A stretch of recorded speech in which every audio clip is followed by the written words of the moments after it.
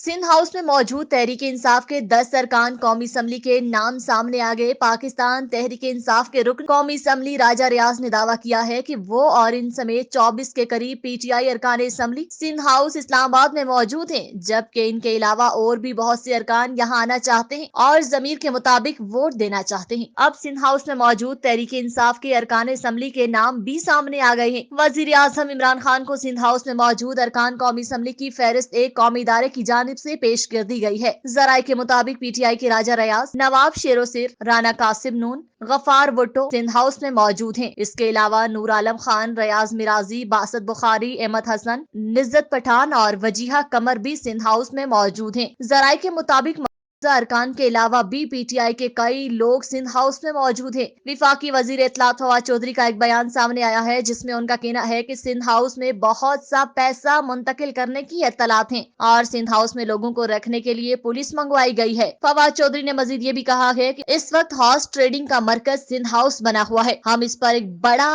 Action plan कर रहे हैं।